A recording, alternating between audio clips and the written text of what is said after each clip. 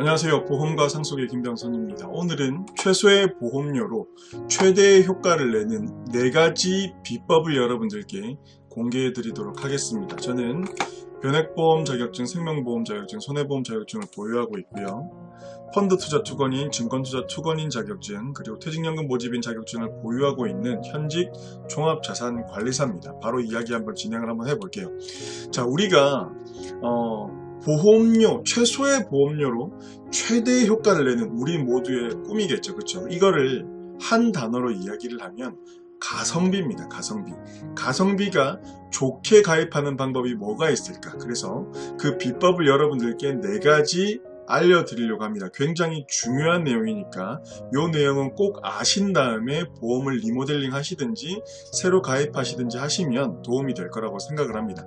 첫 번째, 4가지 먼저 빠르게 공개한 다음에 넘어갈게요. 첫 번째는 보험료도 크게 보면 포트폴리오의 일부분이다. 자, 설명드릴게요. 이따가. 두 번째, 보험의 본질을 알아야 한다. 세 번째, 갱신형을 적극 활용해야 한다. 의외죠. 네 번째, 보험회사를 잘 선택해야 한다. 싼 게 비지떡입니다. 자, 요 4가지 내용을 오늘 이야기를 할 건데, 첫 번째, 요 부분 설명을 한번 드려볼게요.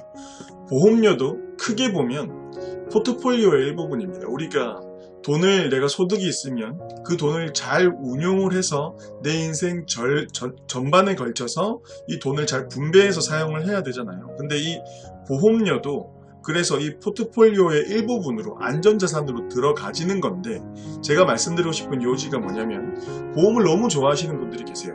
그래서 이 보험에만 모든 보장성 보험이니 연금이니 저축이니 다 집중하는 경우가 있지만 절대 그렇게 하면 안 됩니다.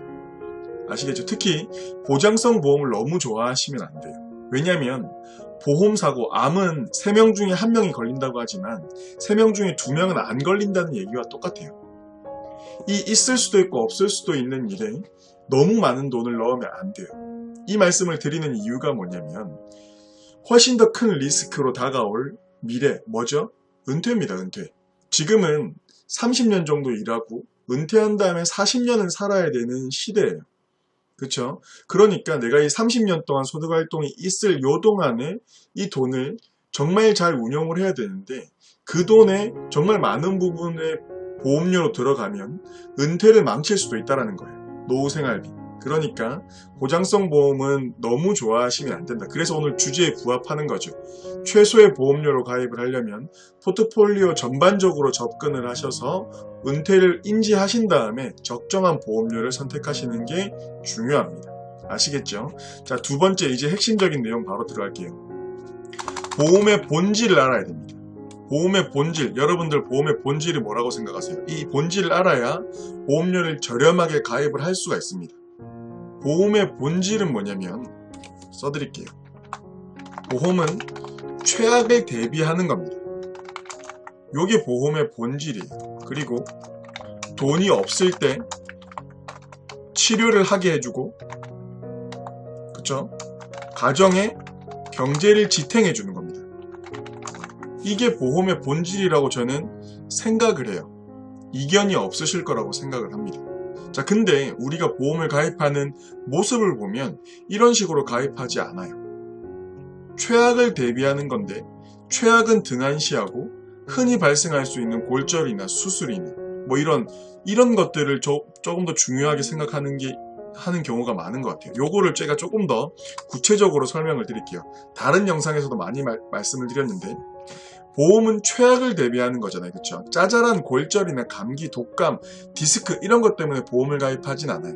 그것 때문에 내 가정의 경제가 무너질 일이 없기 때문에 그래요. 자, 그러면 보험을 왜 가입하냐? 큰 사고나 큰 질병이 왔을 때 치료를 할 수 있게 해주고, 우리 가정, 내가 큰 질병이나 큰 사고가 오면 소득이 중단되니까 우리 가정의 경제를 지탱해주기 위해서 보험을 가입하는 겁니다. 이거를 인정을 해야 돼요. 자, 그러면 큰 사고나 큰 질병이 오면 3가지 비용이 발생합니다. 병원비고요. 그쵸? 그리고 생활비가 발생을 해요. 내가 암에 걸리면 2년 정도는 요양을 해야 되기 때문에 생활비가 단절이 돼버리죠. 그쵸? 그러기 때문에 생활비, 그리고 간병비는 뭐 생활비랑 비슷한 개념이기 때문에 이렇게 병원비랑 크게 생활비 요 두 가지를 보험으로 해결해야 되는 겁니다. 자, 병원비는 어떤 보험으로 해결하냐면 실비로 해결하는 거고요. 국민건강보험으로 해결하는 겁니다. 이번 코로나 때 여러분들 보셨죠? 미국이나 다른 나라 의료보다 우리나라 의료 건강보험이 굉장히 잘 돼 있어요. 이거 하나만으로도 굉장히 많은 유튜버분들이 우리나라 국민건강보험이 좋다라는 내용을 많이 알렸어요. 여러분들 알고 계실 거예요. 외국인들이 되게 부러워하는 부분이죠. 근데 우리는 거기에다가 실비라는 것도 있어요. 국민건강보험으로 쓰고 나머지 내 본인 부담이 있는 걸 내가 병원비를 계산을 하면 실비에서 그걸 또 돌려준단 말이에요. 거의 대부분은. 이거 두 개로도 병원비는 웬만하면 거의 다 해결됩니다. 암이든 뇌질환이든 마찬가지. 근데 추가적으로 이걸로 커버가 안 되는 게 뭐냐면 생활비, 간병비예요. 큰 사고나 큰 질병이 오면 소득 활동이 단절되는 걸 얘들이 커버할 수 없기 때문에, 그쵸? 요거 때문에 우리가 보험을 추가로 가입을 한다라는 걸 여러분들 인지를 해야 됩니다. 골절 때문에 내가 생활비 문제가 생기지 않아요. 짜잘한 백내장 수술, 디스크 수술 때문에 여기에 문제가 생기는 경우는 거의 없다라는 겁니다. 그러면 생활비 때문에 우리가 어떤 걸 가입을 해야 되냐? 3대 진단금이죠. 암, 그쵸? 뇌질환, 그리고 심장질환. 맞나요? 여러분들 이거 제일 신경 쓰시는 거잖아요. 그게 맞아요. 자, 이거만 넣으면 되는 건데 우리가 지금 보험료를 적게 내고 최대의 효과를 내려면 여러분들 짜잘한 것들을 가지치기 해버리고 핵심적인 거를 넣는 겁니다. 그 핵심적인 걸 여러분들한테 지금 알려드리는 거예요. 그게 뭐냐면 진단금입니다. 암 수술비, 뇌혈관 수술비, 하혈성 수술비가 아니라 진단금. 암에 걸려도 수술 안 하는 경우가 있어요. 전이가 많이 돼 있거나 암 크기가 너무 크면 항암 치료만 한다라는 거예요. 그쵸? 그러면 수술비 못 받는 거죠. 반대로 수술만 하고 항암 치료 안 하는 경우도 있어요. 근데 진단은 C코드 받아오면 바로 지급되는 겁니다. 그래서 진단금 위주로 넣어라. 여기에 맞는 겁니다. 자, 암 진단금 위주로 넣으면 되고, 뇌질환은, 자, 요거는 우리가 뇌혈관 질환 진단금, 뇌졸중 진단금, 뇌출혈 진단금으로 나뉠 수가 있는데, 자, 여기에서 우리가 최소한의 보험료로 최대의 효과, 그쵸? 그리고 제가 최악을 대비하는 거라고 말씀을 드렸어요. 뇌혈관 질환, 뇌졸중, 뇌출혈 전체에서 최악은, 물론 이게 다 범위가 넓은 거기 때문에 다 포함되는 거겠지만 최악의 질병은 뇌출혈입니다. 자, 뇌혈관 질환은 I60에서 61, 62, 63, 64, 69까지 전부 다 포함을 해요. 범위가 가장 넓은 특약이라서 이것 때문에 보험을 리모델링 하시는 분이나 새로 가입하시는 분, 기존에 뇌출혈, 뇌졸중 있었는데 다 없애버리고 요 특약 하나만 넣으신 분도 계세요. 그렇게 하면 절대 안 됩니다. 왜 안 되냐면 뇌출혈은 뇌혈관 질환 전체에서 가장 돈이 많이 드는 질병입니다. 위험하죠. 그리고 뇌혈관 질환 전체에서 뇌출혈을 뺀 나머지는 뇌출혈보다 돈이 더 적게 들어요. 이 뇌졸중은 뇌경색 더하기 뇌출혈인데, 뇌출혈을 빼버리면 뇌경색은 뇌출혈보다 돈이 적게 든다라는 뜻입니다. 자, 그리고 뇌혈관 질환 전체에서 뇌출혈과 뇌경색을 빼면 그 나머지 혈관 질환은 돈이 더 적게 들어요. 그러면 우리는 뇌혈관 질환 지금 많이 넣어도 2천만 원밖에 안 들어가집니다. 보통 1천만 원밖에 안 들어가져요. 2천만 원 넣었다고 치고 그걸로 뇌출혈 걸리면 커버가 안 된다라는 뜻입니다. 간병비 1년도 못 씁니다, 여러분. 그래놓고 뇌출혈을 특이하게 범위가 좁다고 빼버려요, 설계사들이. 그렇게 하면 안 된다라는 거예요. 뇌출혈은 되게 싸잖아요. 범위가 좁은 대신 굉장히 저렴합니다. 걸렸을 때는 최악이고요. 그러니까 뇌출혈 진단금을 많이 넣어야 됩니다. 얘들보다. 이해가 가시죠? 그래서 순서대로 뇌출혈에 많은 진단금을 넣어. 그렇게 해도 얘보다 싸요. 그러니까 뇌출혈 진단금을 가장 많이 넣어주고 뇌졸중, 그 다음에 돈이 남으면 뇌혈관 질환 진단금을 넣으시라는 겁니다. 아시겠죠? 자, 심장질환도 마찬가지예요. 요즘에는 협심증이나 급성심근경색, 심부전증이나 부정맥까지 다 보장되는 특약들이 일부 보험사에서 나왔는데 마찬가지 허혈성 심장질환, 협심증, 그쵸? 협심증 보장 중요해요. 걸리면 죽을 수도 있고, 그쵸? 그리고 급성심근경색이 있는데 여기에서 많은 진단금을 넣어야 되는 거는 여기입니다. 이게 최악이에요. 보험료도 싸고요. 그러니까 요걸 탄탄하게 해놓은 상태에서 나머지 협심증이나 부정맥이나 심부전증 보장되도록 돈이 여유가 있으면 넣으라는 겁니다. 자, 암진단금, 뇌출혈, 급성심근경색이 필수라고 말씀드린 거예요. 그 나머지 돈이 남는다면 넣으라는 겁니다. 최악을 대비할 거면 암진단금과 뇌출혈, 급성심근경색을 넣는 게 저는 맞다라고 생각을 해요. 그게 최악에 대비하는 거죠. 그쵸? 자, 그리고 또 여러분들이 많이 간과하는, 저도 과거에는 간과했던 부분이 있어요. 뭐냐면 80% 이상 후유장애 특약입니다. 자, 이게 우리가 못 받을 것 같지만 못 받는 경우도 물론 많아요. 근데 기본적으로 뇌질환이 왔다, 풍이 왔다, 편마비 한쪽이 와서 보행이 장시간 힘들다, 이럴 경우에는 사실 우리 관절 합산으로 해버리면, 팔관절, 다리관절 다 합산해버리면 80% 넘는 경우가 굉장히 많아요.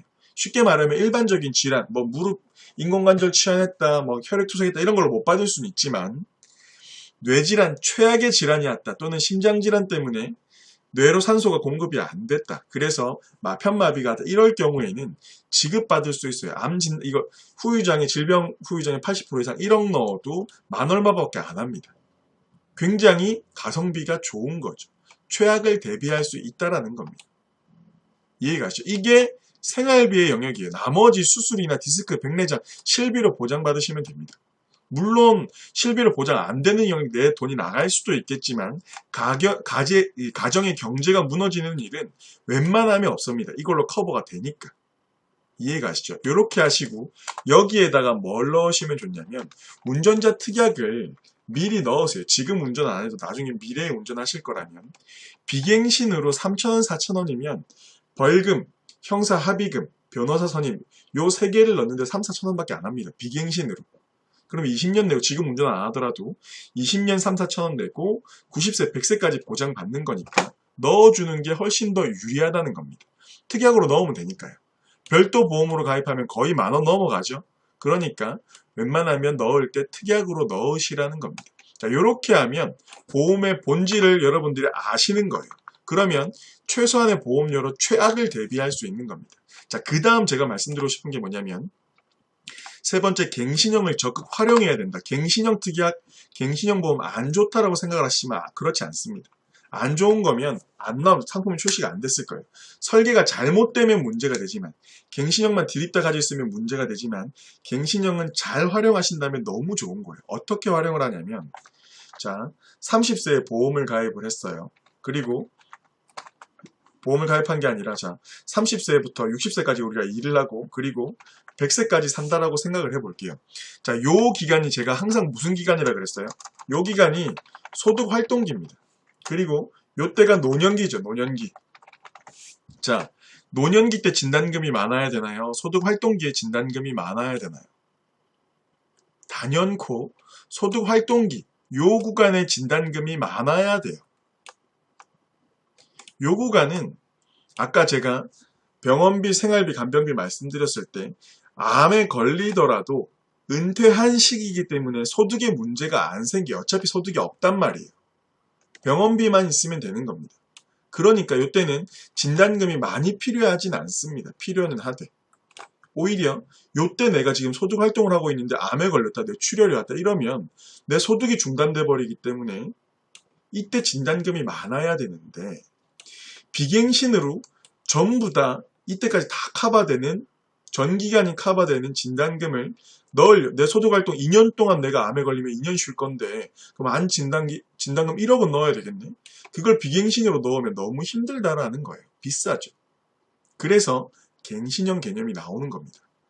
비갱신형 보험에다가 갱신형을 얹어가는 거예요. 자, 비갱신형을 만약에 3천만 원, 4천만 원 넣었다. 그러면 요 구간, 지금 40세면 60세 은퇴한다 그럼 20년 갱신으로 진단금을 넣으라는 겁니다. 20년 갱신이니까 20년 갱신이면 20년 동안 보험료가 안 오르죠. 그렇죠. 그럼 40세에 가입을 하면 60세까지 보험료가 안 오릅니다. 그리고 60세까지 싸게 몇만 원 내고 가입을 했다가 이제 은퇴하고 나면 이거 갱신시키지 말고 해지시켜 버리라는 겁니다. 이해가 가시죠? 갱신은 그런 의미예요. 물론 다른 의미로 쓸 수도 있지만 이런 식으로 비갱신이 있으신 분들이 갱신형을 싸게 얹어서 소득활동기의 리스크를 줄이라는 겁니다. 이해가 가시죠? 그렇게 가입하는 게 저는 맞다라고 생각해요. 가장 효율적으로 가입하는 방법을 말씀드리고 있는 겁니다. 자, 그 다음에 보험회사를 잘 선택해야 됩니다. 자, 이 뜻이 뭐냐면 싼 게 비지떡이라고 했죠. 지금 그 금융감독원의 특별관리 받고 있는 회사가 몇몇 회사가 있습니다. 공개해드릴 수는 없지만 영상으로 굉장히 많이 어려워요. 보험회사들이 매각하려고 내놓은 회사도 있고 옛날보다 훨씬 저금리가 됐고 옛날에 고금리일 때 판매했던 그런 상품들을 지금 이제 보장해주고 환급해줘야 되는 시기가 도래했잖아요. 이제 본격적으로. 그러니까 보험회사들이 어려워하는 겁니다. 금리가 너무 낮아져서. 일부 우량한 회사들 말고는 지금 재정적으로 굉장히 힘든 상태예요. 근데 우리는 무조건 싼 보험을 좋아하죠. 이게 되게 재밌는 게 보험도 여러분들 금융상품입니다. 요걸 아셔야 돼요. 보험도 금융상품인데 은행에 우리 적금 이런 거 우리 장기저축 좀 부실한 이런 저축은행에다가 우리 장기저축 넣는 거 두려워하죠. 이자 조금 더 준다고 장기저축 안 넣잖아요. 불안하니까. 1년짜리 저축은 넣되 장기저축은 웬만하면 그런 저축은행 불안해서 안 넣습니다. 예전에 망한 적도 있고. 그렇죠. 그래서 이자가 조금 적더라도 장기적으로 갈 거면 튼튼한 은행에 가는 겁니다. 보험도 마찬가지예요. 큰 보험사 대비 작은 보험사가 경쟁력이 없으니까 조금 더 싸게 파는 거고 특이하게 한도도 많이 주는 겁니다. 그 말은 장기적으로 우리의 보험료 납입기간 20년도 초장기 금융상품인데 보장까지 생각하면 40년, 50년, 60년 보장을 받아야 되는 겁니다. 정말 튼튼한 회사가 아니라면 어려울 수도 있다는 겁니다. 장기적으로. 보험사가 망하면 계약 이관 제도가 있다라고 하지만 일본 같은 경우에 저금리 시대에 접어들면서 거의 10개에 가까운 보험사가 도산을 하면서 온전히 이관을 못 시켜줬습니다. 일본은. 너무 많은 회사가 무너지기 때문에 우리나라도 그런 일이 안 오리라는 보장이 없다라는 거예요. 지금도 5년째, 6년째 매각이 안 되고 있는 회사들이 많습니다. 그러니까 무조건 싸다고 좋은 게 아니라는 겁니다. 튼튼한 회사 중에 저렴하게 무해지로 가입하는 게 맞다라는 거예요. 이해가시죠? 그러니까 방금 말씀드린 요 4가지에 주의하시면 입맛에 맞는 가장 저렴한 비용으로 리모델링을 하시거나 신규로 가입을 하실 수가 있을 거예요. 보험료를 줄이거나. 아시겠죠? 김병선이었습니다. 감사합니다.